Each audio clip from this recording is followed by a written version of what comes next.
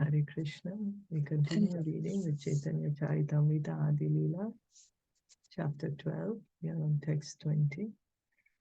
Gundicha Mandire Mahaprabhura Sammukhe Kirtane Nartana Kare Bara Prema Sukhe. Translation and purport by His Divine Grace, A.C. Bhaktivedanta Swami Srila Prabhupada. When Lord Chaitanya personally cleansed the Gundicha Mandira in Jagannath Puri, Gopal danced in front of the Lord with great love and happiness. So Gundicha temple is the temple, Lord Jagannath, he lives in the Jagannath Mandir. Then once a year he has the Rath Yatra. From the Jagannath Mandir he goes to this Gundicha Mandir. And the Gundicha Mandir signifies Vrindavan. The Lord stays there for a few days with his brother and sister. This is this Gundicha Mandir. And so Lord Chaitanya, what he would do is, before the Rath Yatra, he would personally clean this Gundicha Mandir. Gundicha Marjanam it's called. Cleaning of the Gundicha Mandir. The Gundicha Mandir is situated in Jagannath Puri, and every year Jagannath, Balbhadra and Subhadra come there from the Jagannath temple to stay for 8 days. When Lord Chaitanya Mahaprabhu lived at Jagannath Puri, every year he personally cleansed this temple with his principal devotees. The Gundicha Marjana chapter of Caitanya Caritamita, Madhya 12, describes this vividly. So there's an entire chapter dedicated to this, the cleansing of the Gundicha temple. We will read about it.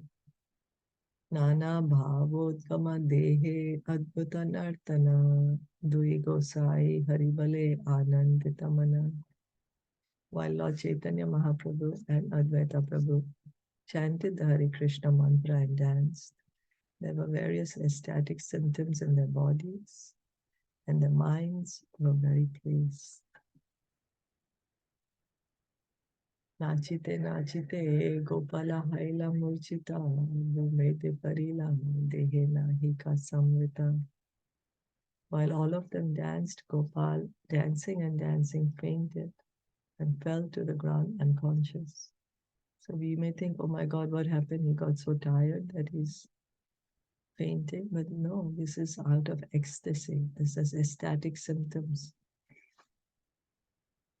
And because of the love. Dukkita haila Ācārya putra kole lana raksha kare nirsimhera mantra pariya. Advaita Ācārya Prabhu became very unhappy. Taking his son on his lap, he began to chant the Nishima mantra for his protection. This is Gopal, the son of Advaita Ācārya. I'm sorry, this is another pastime. So this is that his son Gopal has become unconscious now. Nana mantra parena Ācārya na haya chetana Ācāryera dukhe Vaishnav karena krandana. Advaita Ācārya chanted various mantras, but Gopal did not come to consciousness. Thus all the Vaishnavas present cried in sorrow at his plight. Tabe Mahaprabhu Tana Hriday Hastadari Utthaha Gopal Kaila Bala Hari Hari. Lord Chaitanya Mahaprabhu then put his hand on the chest of Gopal and told him, my dear Gopal, let up and chant the holy name of the Lord. So Gopal was not waking up, but Lord Chaitanya is telling Gopal, get up. Otila Gopala Prabhura Sparsha Dvani Shuni Anandita Hana Sabekari Hari Dhvani. When he heard the sound and felt the touch of the Lord, Gopal immediately got up, and all the Vaishnavas chanted the Hare Krishna Mahamantra in jubilation. So Gopal, he was not getting up. But so many of the others were chanting mantras, he was not getting up. But now, when Lord Chaitanya told him, he's gotten up. Ācāryera Araputra Shri Balaram Araputra Sarupa Shakha Jagdishanam. The other sons of Advaita Ācārya were Sri Balaram, Swarup and Jagadish. The Sanskrit book Advaita Caritamita states that Balaram, Swarup and Jagadish were the fourth, fifth and sixth sons of Advaita Ācārya. Therefore, Sri Advaita Ācārya had 6 sons. Balaram, Swarup and Jagadish, being Smartas or Mayavadis, were rejected by Vaishnava society. So Advaita Ācārya, he had 6 sons. 3 of them were devotees and 3 of them deviated. The 3 deviated from the teachings of Lord Chaitanya. Sometimes Mayavadis post themselves as Vaishnavas or worshippers of Lord Vishnu, but actually they do not believe in Lord Vishnu as the Supreme Personality of Godhead, for they consider demigods like Lord Shiva, Durga, the Sun God and Ganesh equal to him. They are generally known as the Panchopasaka Smartas, and one should not count them among Vaishnavas. So, Advaita Ācārya's 3 sons pure devotees and 3 sons became the Smartas. So we can see that birth is not a qualification. Even though they are the children of Advaita Ācārya, what are they actually doing? Balaram had 3 wives and 9 sons. The youngest son of his first wife was known as Madhusudana Goswami. He took the title Bhattacharya and accepted the path of the Smarta or Mayavad philosophy. So Balaram is the fourth son of Advaita Ācārya. 3 wives and 9 sons. Probably in those days could have more than 1 wife. And then there he has a son called Madhusudana Goswami. He got a title Bhattacharya and he became a Smarta. Srila Bhaktisiddhanta Saraswati Thakur notes that the son of Goswami Bhattacharya, Sri Radha Raman Goswami Bhattacharya, refused the title Goswami because it is generally meant for sannyasis, those who have taken the renounced order of life. One who is still in family life should not misuse the title Goswami. So Goswami is meant for the sannyasis, one who has control of his mind and senses. The nectar of instruction, the first verse, Rupa Goswami puts that one who has controlled the actions of the mind, the belly, the genitals, anger, he can be called a Goswami. The tongue. Srila Bhaktisiddhanta Saraswati Thakur did not recognize the caste Goswamis because they were not in the line of the 6 Goswamis in the renounced order who were direct disciples of Lord Chaitanya Mahaprabhu, namely Srila Rupa Goswami, Srila Sanatan Goswami, Srila Bhatta Raghunath Goswami, Srila Gopal Bhatta Goswami, Sri Jiva Goswami, and Srila Raghunath Das Goswami. So the 6 Goswamis of Vrindavan. On the altar we see the 6 personalities. The 6 Goswamis of Vrindavan. Their name is Rupa Goswami. Rupa Goswami was like kind of a leader of the Goswamis. Rupa Goswami, Sanatan Goswami, Raghunath Bhatta Goswami, Gopal Bhatta Goswami, Jiva Goswami, and Raghunath Das Goswami. Now these are the 6 Goswamis of Vrindavan.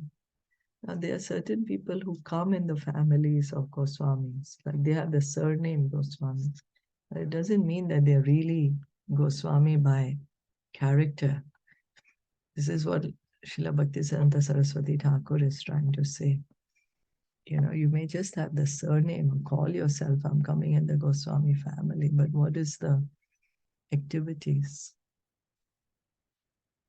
Srila Bhaktisiddhanta Saraswati Thakur said that the Grihastha Ashram, or the status of family life, is a sort of concession for sense gratification. Therefore, Grahas should not falsely adopt the title Goswami. The ISKCON movement has never conferred the title Goswami upon a householder.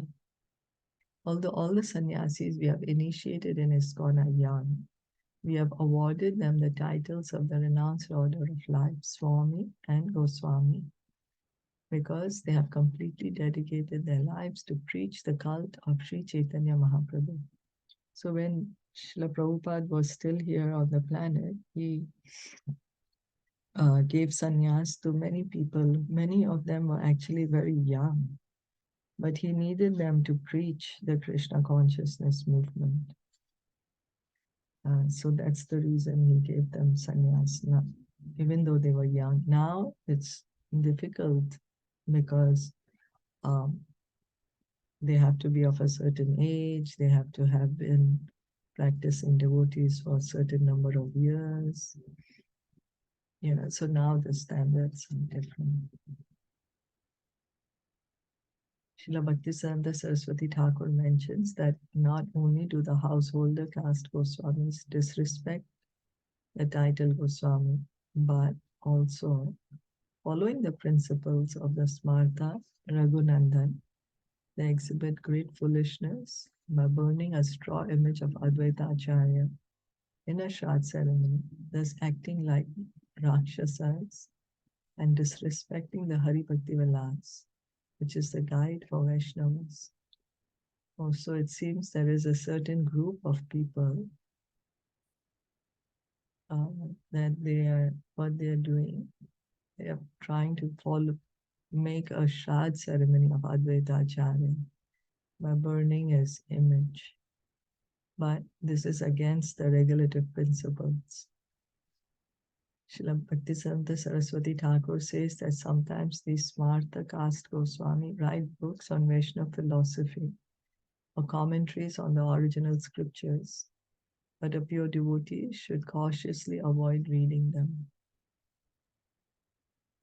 So the Smarta caste Goswami is like people who are born in those families but not actually having the qualification.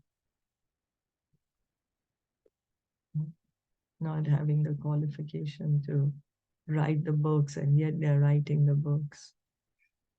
So, Kamalakanta Vishwas Nama Ācārya Kinkara Ācārya Vyavhar Sabha Tanhara Gochara. Advaita Ācārya's very confidential servant, named Kamalakanta Vishwas, knew all the dealings of Advaita Ācārya. The name Kamalananda, mentioned in the Adi Leela 10.149, and the name Kamalakanta, mentioned in the Madhya Leela 10.94, both refer to the same man. So Kamalananda and Kamalakanta is the same person. Kamalakanta, a very confidential servant of Lord Chaitanya Mahaprabhu, born in a Brahmana family, engaged in the service of Sri Advaita Ācārya as his secretary. Kamalakanta was the secretary of Advaita Ācārya. When Paramananda Puri went from Navadvip to Jagannath Puri, he took Kamalakant Vishwas with him, and they both went to see Lord Chaitanya at Jagannath Puri. It is mentioned in the Madhya Leela 1094 that one of the devotees of Lord Chaitanya, the Brahmana Kamalakanta, went with Paramananda Puri to Jagannath Puri. So when Lord Chaitanya, when he went after he took sannyas, his mother requested him to stay in Jagannath Puri. She said because Jagannath Puri and Navadvip, there is still a lot of people coming and going. So like this, at least she will keep getting to hear about news about her son. So she requested him to stay in Jagannath Puri. Then at that time, many devotees from Navadvip also went to Jagannath Puri to be with the Lord. And many would keep traveling to keep meeting the Lord. Nilachale tino eka patrika likhiya prataparudrera pasha dilapathaya. When Kamalakant Vishwas was in Jagannath Puri, he sent a note through someone to Maharaj Prataparudra. Maharaj Prataparudra was the king of Jagannath Puri at that time, and Lord Chaitanya was staying there. He was the one who inaugurated, that the sweeping the path of Lord Jagannath with a golden broom. He was sweeping the road. And that's why till today also when the Jagannath, when the Rath Yatra is there, there'll be the sweeping. Se patrira katha Ācārya nahi jane, ko na paake se patri aila prabhusthane. No one knew of that note, but somehow or other it reached the hands of Sri Chaitanya Mahaprabhu. Se patri te lekha che eta likhana, Ishwar ratve Ācārya ra kariya che sthapana. That note established Advaita Ācārya as an incarnation of the Supreme Personality of Godhead. Advaita Ācārya is Mahavishnu and Sadashiv. He's an incarnation of Mahavishnu and Sadashiv. So he is an incarnation of the Supreme Lord. Kintu Tanra Deve Kichu Ha Iache Rana Shodhi Bare Chahi Tanka Shatatina. But it also mentioned that Advaita Ācārya had recently incurred a debt of about 300 rupees that Kamalakanta Vishwas wanted to liquidate. So it seems Advaita Ācārya owed some money, 300 rupees. Patra padiya prabhura mane haila dukha bahire hasya kechubale chandramukha.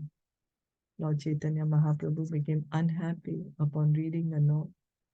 Although his face still shone as brightly as the moon, thus smiling, he spoke as follows. Ācārya sthapya che kariya Ishvara, ite dosha nahi Ācārya devata Ishvara.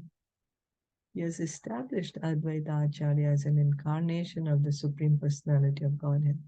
There's nothing wrong in this, for he is indeed the Lord himself. So Lord Chaitanya is saying that in the note, Kamalakanta Vishwas is saying that Advaita Ācārya is an incarnation of God. And this is perfectly right. Why? Because he is. Advaita Ācārya is an incarnation of the Supreme Lord. So Lord Chaitanya is saying there's nothing wrong in this. Ishwarera danya kari ache bhiksha ateva danda kari karaiva shiksha. But he has made the incarnation of Godhead a poverty-stricken beggar. Therefore I shall punish him in order to correct him. So Lord Chaitanya is saying he is established that he is God. That's correct. But now he's saying that he has a debt of 300 rupees. If he's God, how is he portraying him as a debtor, as a beggar? To describe a man as an incarnation of God or Narayan and at the same time present him as poverty-stricken is contradictory, and it is the greatest offense. Because God can never be poor, Everything belongs to God. Everyone is coming from God. Everything is God's property. So how can he be poor? How can he be a debtor? The Mayavadi philosophers engaged in the missionary work of spoiling the Vedic culture by preaching that everyone is God, describe a poverty-stricken man as Daridra Narayan or Poor Narayan. Lord Chaitanya Mahaprabhu never accepted such foolish and unauthorized ideas. He strictly warned Mayavadi Bhasya Shunile Haya Sarvanash. Anyone who follows the principles of Mayavad philosophy is certainly doomed. Such a fool needs to be reformed by punishment. So Narayan can never be poor. Narayan is the source of the entire material creation. How can he be poor? Narayan is the Supreme Lord, the spiritual world, he is there. So he can never be poor. Although it is contradictory to say that the Supreme Personality of Godhead or his incarnation is poverty stricken. We find in the revealed scriptures that when the Lord incarnated as Vaman, he begged some land from Maharaj Bali. Everyone knows, however, that Vaman was not at all poverty stricken. His begging from Maharaj Bali was a device to favor him. When Maharaj Bali actually gave the land, Vaman exhibited his all-powerful position by covering the three worlds with 3 steps. One should not accept the so-called Daridra Narayanas as incarnations because they're completely unable to show the opulence of the genuine incarnations of God. So one may say that, oh, Vamandev came and he begged from Bali Maharaj. But does it mean that Vamandev was poor and that he's actually begging?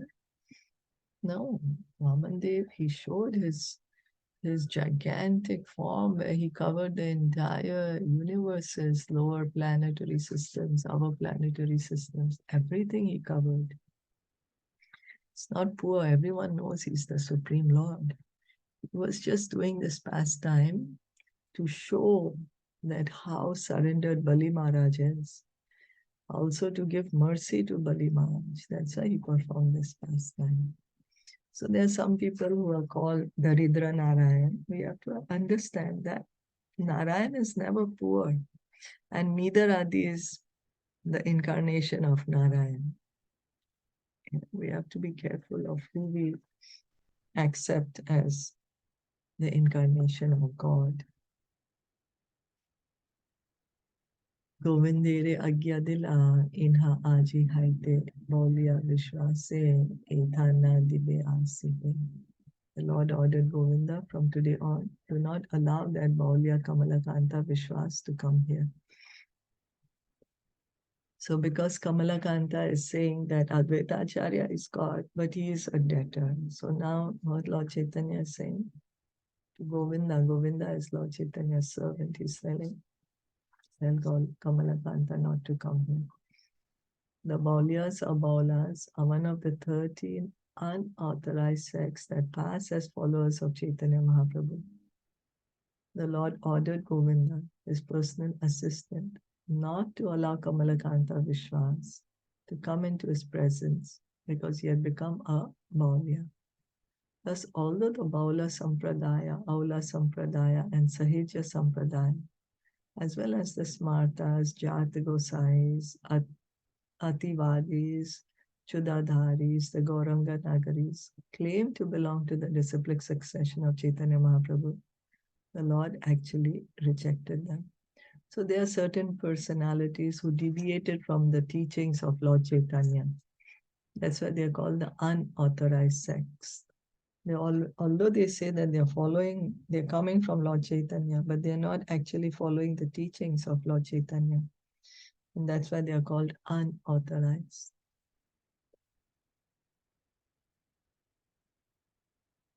Those who deviate from the teachings, they are called unauthorized.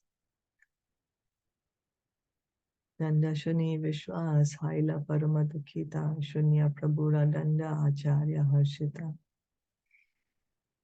When Kamalakanta Vishwas heard about this punishment by Sri Chaitanya Mahaprabhu, he was very unhappy.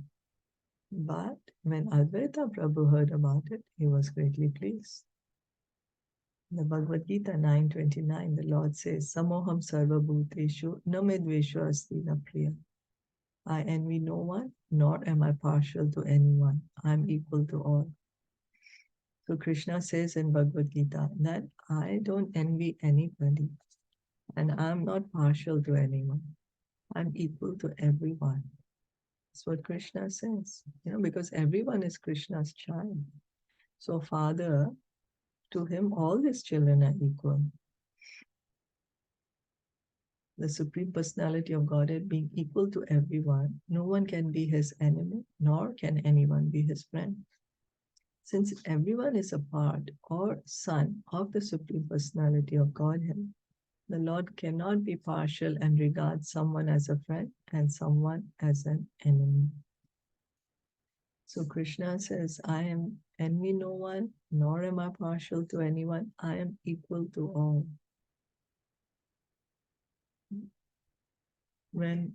Thus, when Lord Chaitanya Mahaprabhu punished Kamalakanta Vishwas by no longer allowing him to come into his presence, although the punishment was actually very hard on him, Sri Advaita Prabhu, understanding the inner meaning of such punishment, was happy because he appreciated that the Lord had actually favored Kamalakanta Vishwas.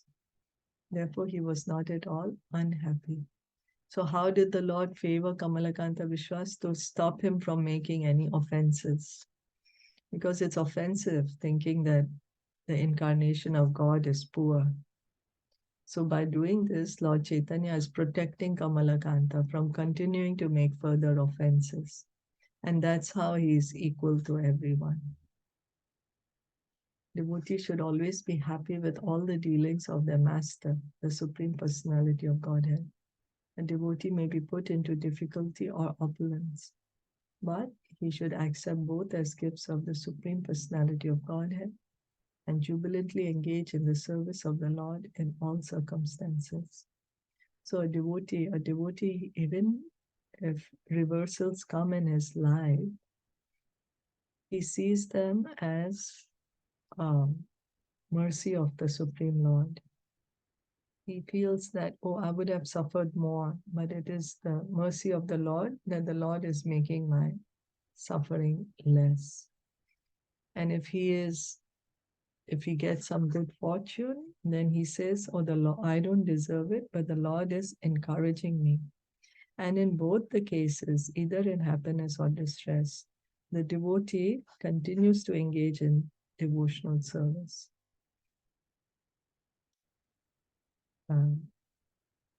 He tolerates both the happiness and the distress. He sees both the happiness and distress, both in connection to the Supreme Lord. And in either case, he never stops his service. He continues jubilantly engaged in the service of the Lord in all circumstances. And in that way, Brahmaji, he recites Tattenu Kampam Susamikshamanu in Bhagavatam, Canto 4, Chapter 14. He says, a devotee, because he has this attitude, then liberation becomes his rightful claim. Because he's seeing everything in relation to Krishna. The happiness, the distress, the good, the bad. He's seeing everything in relation to Krishna and at the same time continues to engage in devotional service. And liberation becomes his rightful claim. So are there any questions or comments?